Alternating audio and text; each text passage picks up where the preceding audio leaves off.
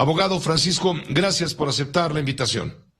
Al contrario, Pepe Cárdenas, un gusto estar contigo y con tu audiencia de Radio Fórmula. A ver, para aclarar, gracias, el gusto es nuestro. Para aclarar, ¿cómo debemos entender en muy pocas palabras la prisión preventiva oficiosa? ¿Cómo funciona? ¿A quién se aplica actualmente y por qué crees tú que la quieren quitar los ministros de la Corte?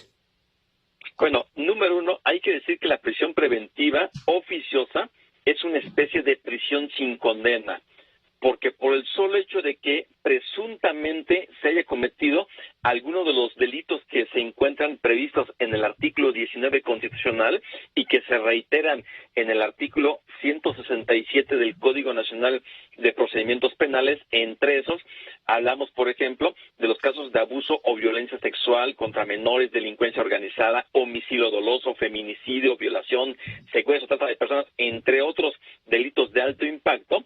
Esto implicaría que por la presunción de que una persona haya cometido alguno de estos delitos, de forma automática, inmediatamente sea enviado a prisión. Por eso se considera como una prisión sin condena, una prisión automática. Que se puede pensar, bueno, si alguien presuntamente cometió uno de esos delitos, que se vaya a la cárcel. Bueno, sí,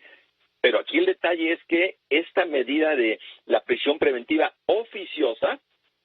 está violando derechos humanos como el derecho a la libertad, derecho a la presunción de inocencia, derecho al debido proceso, y que inclusive la Corte Interamericana de Derechos Humanos ha tenido ya distintos criterios en donde indican que los estados deben de estarla eliminando, porque lejos de ser una medida que pueda disuadir la comisión de alguno de estos delitos,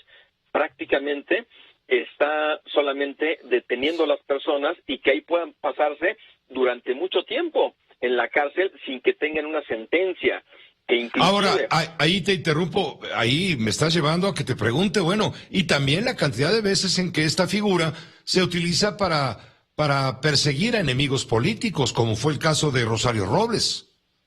En el caso de Rosario Robles no fue una prisión preventiva oficiosa, pero fue una prisión preventiva justificada. Ahí, indudablemente, hay muchas consideraciones de tipo político que son necesarias tenerlas presentes para entender qué es lo que ha sucedido en el caso de Rosario Robles y hay, entre paréntesis, lo que está sucediendo con Jesús Murillo Caram, porque a pesar de que tiene un sustento presumiblemente todo jurídico, también es innegable que hay algunos aspectos de tipo político. En el caso de Rosario Robles, se indicó que existía la posibilidad de que ella se pudiera sustraer a la acción de la justicia y entonces, según esto, hubo una justificación para imponer la prisión preventiva, pero aún así, resulta que 3 años después no tuvo una sentencia condenatoria o que confirmara su inocencia. Y entonces nos demuestra que aún siendo una prisión preventiva justificada, al final no se dictó una sentencia. ¿Y qué es lo que pasa con una prisión preventiva de tipo oficiosa? Que sin mediar ningún tipo de argumento,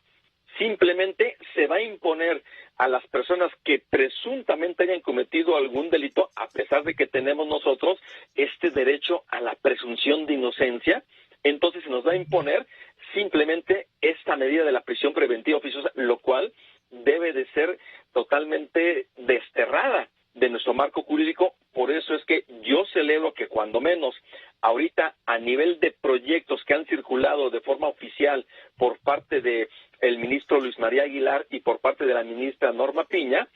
a través de lo que van a ser estos proyectos de resolución, tanto de un amparo indirecto como de una acción de inconstitucionalidad, porque al final esos dos asuntos que se tiene previsto que se puedan discutir el lunes 5 de septiembre, que será indudablemente una gran discusión que se da al seno de la Corte, que se requieren cuando menos 8 votos a favor de los 11 ministros que hay, para que se pueda declarar la invalidez de la prisión preventiva oficiosa, y dicho técnicamente, Pepe, es hablar de que se declare la inconvencionalidad de la prisión preventiva oficiosa, es decir, que se declare que es contraria a la Convención Americana de los Derechos Humanos, porque violan precisamente nuestros derechos. Son temas que a todos nos debe de importar, porque más allá de que el presidente de la República, a través de la Secretaría de Gobernación, esté tratando de presionar a las ministras y a los ministros para que mantengan los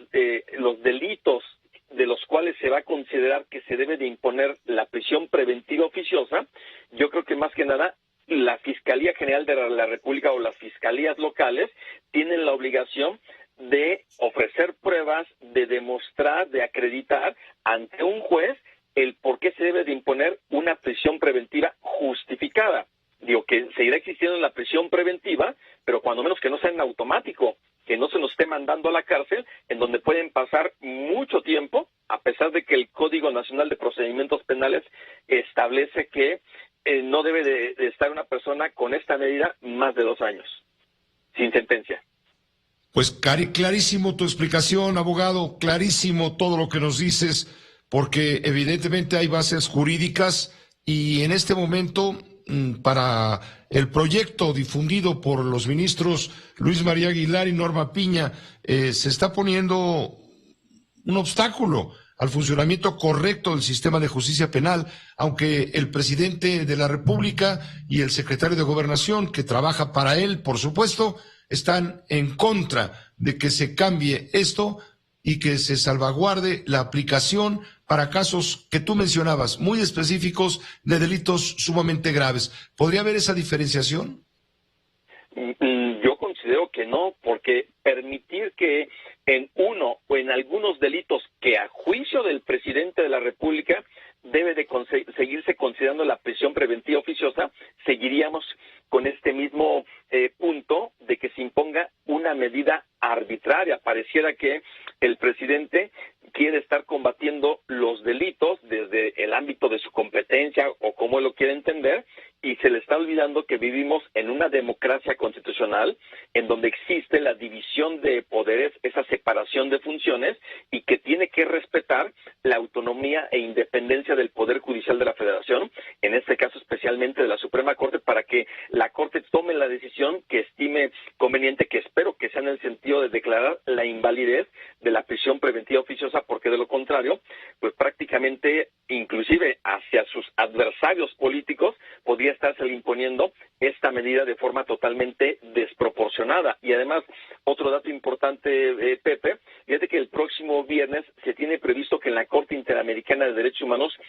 conozca el caso García Rodríguez y otro contra México, un caso que se relaciona con la responsabilidad internacional de México por torturas, violaciones al debido proceso y a la libertad personal, en donde el tema de la prisión preventiva oficiosa va a estar presente, y que esta medida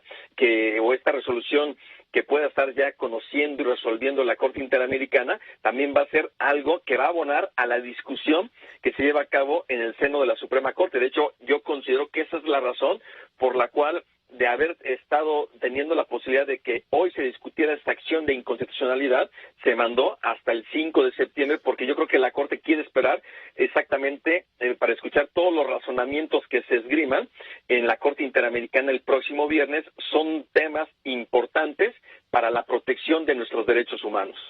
¿Cuál es el caso específico sobre el cual se debate? Perdón. En el caso García Rodríguez y otro, habla de 2 personas, que es Daniel García Rodríguez y Reyes Alpizar Ortiz, quienes permanecieron detenidos en prisión preventiva por más de 17 años. Entonces,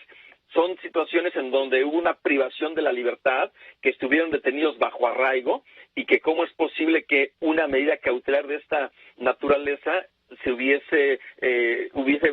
llevado a cabo una violación totalmente arbitraria al principio de la presunción de inocencia. Entonces, ¿cómo es posible que durante 17 años 2 personas hayan estado ahí en prisión y que finalmente no se dicte una sentencia en su caso condenatoria? Los argumentos que ahí se puedan estar conociendo en esta resolución de la Corte Interamericana van a impactar totalmente, en términos de lo que va a ser las discusiones al interior de la Suprema Corte sobre estas medidas, y ojalá la mayoría parlamentaria, Morena, en ambas cámaras con sus aliados, escuchen todos esos argumentos jurídicos de la Corte Interamericana de Derechos Humanos y de la Suprema Corte de Justicia de la Nación, para que sepan que tener votos es también que tienen que respetar un orden constitucional y sobre todo derechos humanos. Muchísimas gracias, Francisco Burgoa. Gracias, abogado, por esta lección. Y nos pone en atención de un tema que es debatible, por supuesto muy debatible. Te agradezco mucho, como siempre, y reconocimiento también. Al contrario. Pepe, un abrazo, excelente tarde para ti, para tu audiencia.